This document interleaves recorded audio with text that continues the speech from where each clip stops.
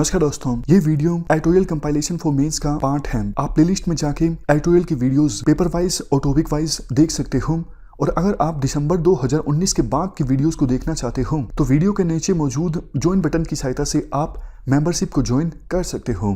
चलिए discussion start करते हैं। आप जीएस पेपर 3 के इस टॉपिक से आर्टिकल को रिलेट कर सकते हो। कंटेस्ट देखो ये है IMF की जो recent world economic outlook report है जिसका टाइटल है a long and difficult ascent. इस रिपोर्ट में बताया गया है IMF के द्वारा कि ग्लोबल इकोनॉमी और विभिन्न देशों की इकोनॉमी क्या चैलेंजेस फेस कर रही है और कर सकती है फ्यूचर में। देखो, कोविड-19 की महामारी की वजह से लाखों लोगों की जान गई है, लाखों लोगों का रोजगार चला गया है और आगे भी काफ़ी ज़्यादा अनसर्टेनिटी है। वैसे तो जून में ये कहा गया था IMF के द्वारा कि 2020 में ये जो करंट फाइनेंशियल ईयर चल रहा है इसमें जो ग्लोबल इकोनॉमी है वो 5.2% से कॉन्ट्रैक्ट हो जाएगी। लेकिन अब जो IMF के द्वारा ये रिपोर्ट जारी की गई है इसमें IMF का कहना है कि ग्लोबल इकोनॉमी इस साल कॉन्ट्रैक्ट होगी, श्रिंक होगी 4.4% से। मतलब थोड़ा सा अच्छा हुआ है। पहले ज़्यादा श्रिंक होने की बात कही जा रही थी, अब थोड़ा कम श्रिंक होगी ग्लोबल इकोनॉमी। उसका रीज़न ये है कि खास करके जो डेवलप कंट्रीज़ हैं वहाँ पे सिचुएशन इम्प्रूव हुई है, लॉकडाउन ईज कर दिया गया है तो इकोनॉमिक एक्टिविटीज़ चलने लगी हैं। बट देखो, आर्टिकल में कहा जाता है IMF का जो कहना है 2021 में ग्लोबल इकोनॉमी फिर से रिबाउंड होगी। ये बात सही तो है, बट IMF ने कंसर्न्स भी रेज किए हैं कि अभी एक्चुअल में अनसर्टेनिटी बहुत ज़्यादा है, कुछ भी नहीं कहा जा सकता क्योंकि ये नहीं पता ना कि कोविड-19 की सेकेंड वेव आएगी नहीं आएगी, कोविड-19 क्या रंग लेगा आने वाले समय में, तो कुछ पता नहीं है। इसलिए बिल्कुल ठीक अनुमान लगाना कि आने वाले समय में इकोनॉमिक ग्रोथ रेट कैसी रह सकती है, ये बिल्कुल ठीक अनुमान लगाना बहुत ज़्यादा मुश्किल है। इवन देखो, सिचुएशन इम्प्रूव अगर हो भी गई तो मीडियम टर्म में जो लेबर मार्केट्स हैं वो समय लेंगी हील होने में। लेबर मार्केट्स को बहुत नुकसान पहुंचा है, इन्वेस्टमेंट आना बिल्कुल बंद हो गई है, फिर से इन्वेस्टमेंट आने में समय लगेगा। बैलेंस शीट, विभिन्न कंपनीज की बैलेंस शीट में काफ़ी सारी प्रॉब्लम्स आ गई हैं, स्कूलिंग नहीं हुई इतने महीनों तक तो ह्यूमन कैपिटल भी प्रभावित होगी। ये सारी बातें बोली गई IMF की चीफ इकोनॉमिस्ट गीता गोपीनाथ के द्वारा। तो इनके कारण जो ग्लोबल ग्रोथ है वो नियर मीडियम टर्म में 3.5% तक रह सकती है। इसके बाद आर्टिकल में ये बताया जाता है कि टोटल लॉस कितना होगा इस महामारी की वजह से 2020 से 25 के बीच। देखो, ये सब डेटा किस काम का नहीं है। अगर UPSC के द्वारा क्वेश्चन पूछा जाता है तो इस प्रकार का क्वेश्चन पूछा जा सकता है कि महामारी के बाद इंडिया की स्ट्रेटेजी क्या होनी चाहिए या फिर विभिन्न देशों की स्ट्रेटेजी क्या होनी चाहिए। तो उसमें काफ़ी सारे पॉइंट्स आप लिख सकते हो। जैसे आर्टिकल में भी सजेस्ट किया जाता है कि इनइक्वालिटी जो बहुत ज़्यादा बड़ी है महामारी की वजह से, इन इनइक्वालिटीज़ को एड्रेस करने की कोशिश करनी चाहिए। डायरेक्ट इनकम सपोर्ट जैसी कोई स्कीम चलाई जा सकती है सरकार के द्वारा और विभिन्न देश आपस में कोऑपरेट करें वैक्सीन के डेवलपमेंट को लेके। अगर देखो, एक देश ने वैक्सीन डेवलप भी कर ली तो दूसरे देशों को उस वैक्सीन की एक्सेस प्रोवाइड करना जरूरी है क्योंकि वर्ल्ड जो है आज के समय में बहुत ज़्यादा इंटरकनेक्टेड है। एक देश ने महामारी पर काबू पा भी लिया लेकिन पता नहीं ना दूसरे देशों में महामारी किस फॉर्म में आगे बढ़ेगी। हो सकता है वायरस अपने आप को म्यूटेट कर ले और किसी दूसरे देश ने जो वैक्सीन डेवलप की है उसका नए म्यूटेशन के बाद वायरस पर असर होना ही खत्म हो जाए। तो कहने का मतलब ये है विभिन्न देशों को, खास करके बड़ी पावर्स को एकजुट होना होगा ताकि जो भी वैक्सीन डेवलप हो सारा वर्ल्ड उस वैक्सीन को एक्सेस कर सके। तो ये हमने पूरा आर्टिकल डिस्कस किया ग्लोबल इकोनॉमी से संबंधित। अब लास्ट में एथिक्स की एक केस स्टडी हम देख लेते हैं। 2013 में UPSC ने ये केस स्टडी पूछी थी। आप एक काम कीजिए, वीडियो को पॉज करके एक बार आप ये सारी जो केस स्टडी है पढ़ लीजिए क्योंकि देखो, केस स्टडी में सभी इंपॉर्टेंट कीवर्ड्स को कवर करना बहुत ज़रूरी होता है। अगर कोई भी कीवर्ड छूट गया तो उसका इम्पैक्ट फिर आंसर पर देखने को मिलता है, आंसर में पूरी कवरेज नहीं आ पाती है। तो ब्रीफ में बता देता हूँ है क्या ये केस स्टडी। एक मेजर फार्मास्यूटिकल कंपनी की रिसर्च एंड डेवलपमेंट की जो लेबोरेटरी है उसमें काम करते हुए साइंटिस्ट को पता लगता है कंपनी की जो बेस्ट सेलिंग वेटनरी यानी पशुओं के लिए जो ड्रग होती है उसे वेटनरी ड्रग बोला जाता है। Best selling veterinary drug B जो है, उस ड्रग का पोटेंशियल ऐसा है कि उसे फर्दर डेवलप किया जा सकता है ट्राइबल एरियाज में प्रिविलेंट एक इनक्योरेबल लीवर डिजीज के इलाज के लिए। मैं फिर से बोलता हूं, कंपनी की एक बेस्ट सेलिंग ड्रग है वेटनरी ड्रग बी। उस ड्रग में पोटेंशियल है, उस ड्रग को फर्दर डेवलप किया जा सकता है ट्राइबल एरियाज में प्रिविलेंट एक ऐसे डिजीज के इलाज के लिए जो लीवर डिजीज है जिसका अभी कोई इलाज नहीं है। इसके बाद देखो, बट सिचुएशन ऐसी है कि वेटनरी ड्रग को अगर फर्दर डेवलप किया जाता है तो फिर रिसर्च एंड डेवलपमेंट पर 50 करोड़ के आसपास खर्चा आएगा और इसकी संभावना काफ़ी कम है कि कंपनी इस ड्रग को डेवलप करने के बाद ड्रग की डेवलपमेंट की जो कॉस्ट है वो रिकवर कर पाएगी, क्योंकि ये जो डिजीज़ है लीवर डिजीज़ की जिसकी हम बात कर रहे हैं ये ट्राइबल एरियाज़ में प्रिवेलेंट है, गरीब लोग इससे ज़्यादा सफ़र करते हैं, तो कंपनी ड्रग डेवलपमेंट की जो कॉस्ट है वो रिकवर नहीं कर पाएगी। तो ये पूरा सिचुएशन है। अब लास्ट में कहा जाता है आप सीईओ हो, चीफ एग्जीक्यूटिव ऑफिसर हो इस फार्मास्यूटिकल कंपनी की, तो सबसे पहले आपको ये बताना है कि कौन से एक्शंस आप ले सकते हो। दूसरे क्वेश्चन में आपको बताना है जो एक्शन आप ले सकते हो उसके प्रोज क्या हैं, कॉन्स क्या हैं। सबसे पहले तो देखो, जब भी आप केस स्टडी अटेम्प्ट करो ना, जो भी एथिकल डायलेमाज हैं उनके बारे में आप लिख सकते हो। जैसे इस केस स्टडी में 2-3 जो एथिकल डायलेमाज निकल के आते हैं वो इस प्रकार से हैं।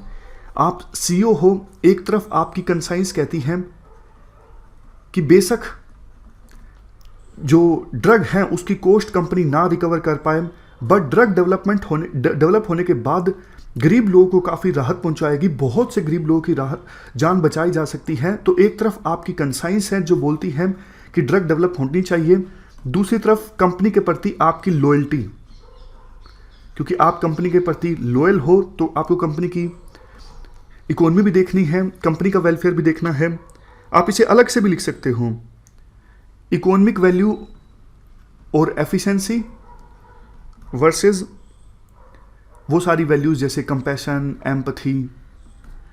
इवन एक और एथिकल डायलेमा आप लिख सकते हो, कंपनी की profitability versus welfare of poors. तो ये 3 एथिकल डायलेमाज आप लिख सकते हो शुरुआत में। अब आता है कौन से एक्शंस आप ले सकते हो। देखो, 4 एक्शंस आप ले सकते हो। सबसे पहले आप किसी फॉरेन कंपनी के साथ कोलैबोरेट कर लो ड्रग डेवलपमेंट के लिए, अगर आपको लगता है आपका खर्चा पूरा नहीं होगा, अगर ड्रग डेवलप हो जाती है तो भी। दूसरे नंबर पे आप गवर्नमेंट का सपोर्ट ले सकते हो। तीसरे नंबर पे कंपनी का जो CSR फंड है, कॉर्पोरेट सोशल रिस्पॉन्सिबिलिटी का फंड, उसका इस्तेमाल आप कर सकते हो। चौथा नंबर पे आप मीडिया में जा सकते हो, विभिन्न NGO से रिक्वेस्ट कर सकते हो, लोगों से आह्वान कर सकते हो कि हम ऐसी ड्रग डेवलप कर रहे हैं और आप हमारी हेल्प कीजिए। तो ये सारे एक्शंस आप ले सकते हो। अब इन सभी एक्शंस को आप इवेल्युएट कीजिए। सबसे पहला एक्शन कौन था? सबसे पहला एक्शन था फॉरेन कंपनी की हेल्प लेना, फॉरेन कंपनी के साथ कोलैबोरेट करना। इसकी मेरिट्स क्या होंगी? इसकी अगर देखो, फॉरेन कंपनी के साथ आप कोलैबोरेट करोगे तो मेरिट्स ये होंगी, ना सिर्फ इंडिया के गरीब लोग बल्कि वर्ल्ड में दूसरे जो देश हैं वहां पे भी जो लोग इस डिजीज से सफर कर रहे हैं वहां पे भी इस ड्रग को पहुंचाया जा सकता है।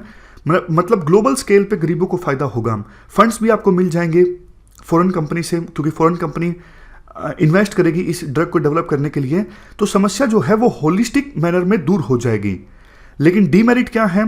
डीमेरिट देखो ये है, जो फॉरेन कंपनी है वो पेटेंट पे दावा ठोक सकती है, मतलब इंटेलेक्चुअल प्रॉपर्टी राइट्स पर दावा ठोक सकती है। बाद में पता नहीं ना कि वो कंपनी आपको मजबूर भी कर दे रेट बढ़ाने के लिए। तो ये 2-3 डीमेरिट हैं कि आप पेटेंट जो है उस पर क्लेम किया जा सकता है फॉरेन कंपनी के द्वारा, और दूसरा फॉरेन कंपनी मजबूर भी कर सकती है ड्रग को महंगे दामों पर बेचने के लिए। अब बात कर ली हमने पहले एक्शन की, अब बात करें दूसरे एक्शन की। दूसरा एक्शन था गवर्नमेंट की सपोर्ट लेना। अगर देखो गवर्नमेंट की सपोर्ट ली जाती है तो फायदे काफ़ी हैं, मतलब मेरिट्स जो हैं वो काफ़ी हैं। सबसे पहली मेरिट तो यही है कि फंडिंग आपको मिल जाएगी गवर्नमेंट से और गरीब लोगों को काफ़ी बेनिफिट होगा, उनका जो राइट टू हेल्थ है वो सेफगार्ड हो जाएगा। और अगर गवर्नमेंट आपको सपोर्ट करेगी, पूरी गवर्नमेंट मशीनरी जो है वो आपको सपोर्ट करेगी ना, बात सिर्फ पैसों की नहीं है, बात दूसरी चीज़ों की भी है, जैसे एंसिलरी इंफ्रास्ट्रक्चर प्रोवाइड करना, और कोई क्लियरेंस संबंधित प्रॉब्लम आती है तो भी गवर्नमेंट आपको सपोर्ट करेगी। लेकिन डीमेरिट्स भी हैं। डीमेरिट्स, सब्सिडी बर्डन जो है वो गवर्नमेंट पे इंक्रीज होगा।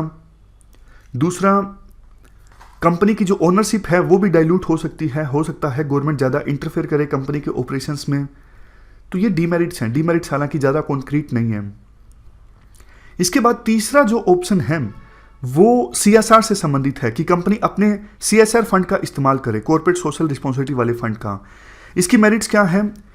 अगर देखो, सीएसआर का पैसा तो वैसे भी खर्च करना ही होता है ना, पिछले 3 साल के एवरेज प्रॉफिट का 2%, तो बस कंपनी ने इस ड्रग की डेवलपमेंट पे खर्च कर दिया, एक्स्ट्रा बर्डन तो कंपनी पे नहीं आया ना। तो ये पहला मेरिट है। दूसरा मेरिट, वही बात कि गरीब लोगों को राहत मिलेगी, बहुमूल्य जो जानें हैं बचाई जा सकती हैं अगर ड्रग को डेवलप किया जाता है, उनका राइट टू हेल्थ जो है वो सेफगार्ड हो जाएगा। नेक्स्ट, कंपनी अपनी सोशल रिस्पॉन्सिबिलिटी को भी पूरा कर रही है इस ड्रग को डेवलप करके, सीएसआर फंड का इस्तेमाल करके। ये सब मेरिट्स हैं।